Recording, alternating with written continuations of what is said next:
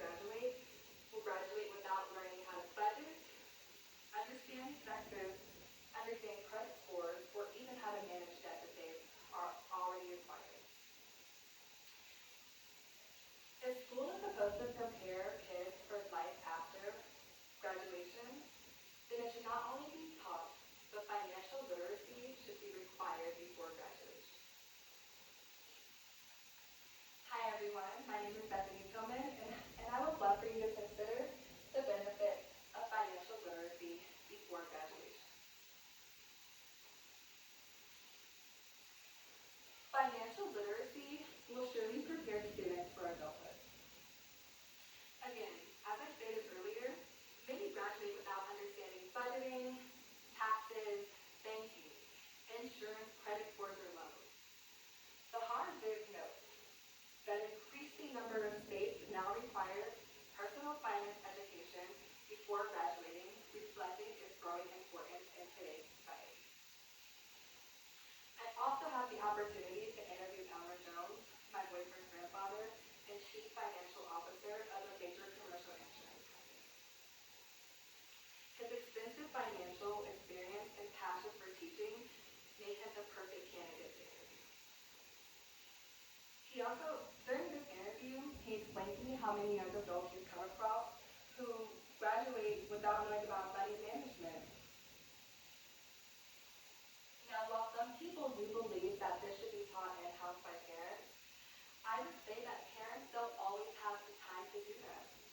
They spend 8 hours a day at work, and by the time they come home, they're already preparing for the next day.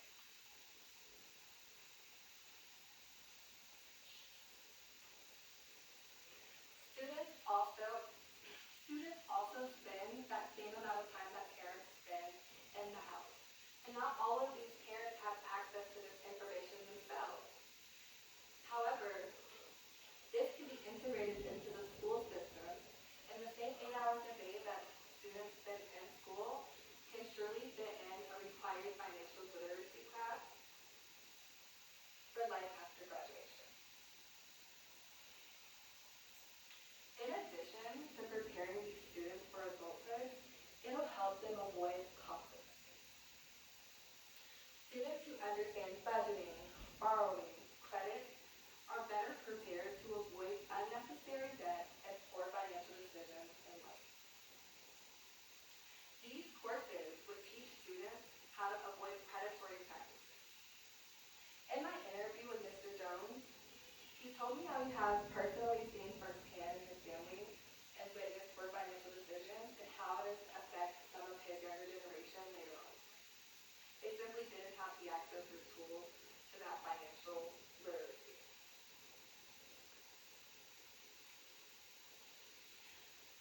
And while a lot of people argue that these concepts can be learned online, people simply don't always have access to this online information. In addition to not having access to this, students don't know what's accurate or even how to apply that information. The National Association of State Board explains that structured financial education leads to long-term financial outcomes, making classroom instruction more effective than relying just solely on self-directed learning.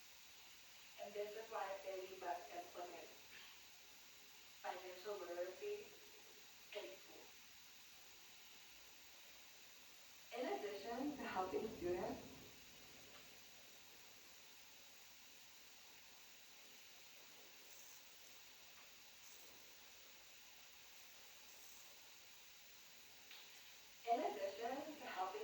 explore, another reason financial literacy should be required before graduation is because it creates long-term benefits for individuals and society.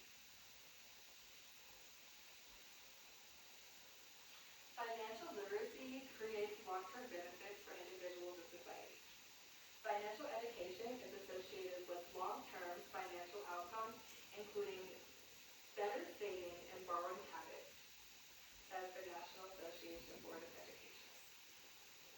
And while critics do think that schools should focus on traditional life skills, these financial literacy skills are practical everyday school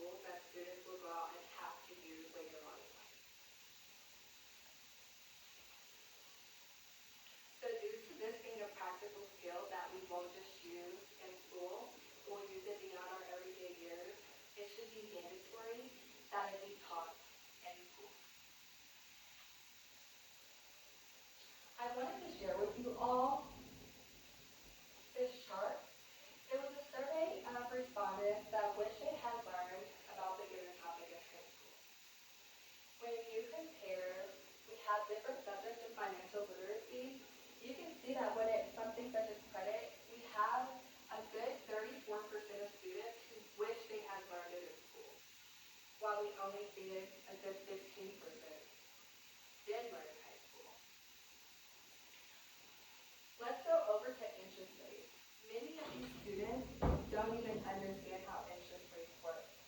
As you can see, at 30% of students who wish they learned, only 14% of them. That's already under half of the ones who wish that they learned. And this is why I say it should be required.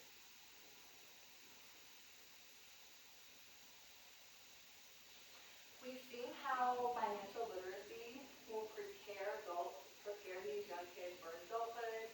It'll help them avoid costly mistakes, and it'll even help them prepare for end of life as individuals and just in this society. This is more than an elective. It's an essential life skill. Thank you for coming to my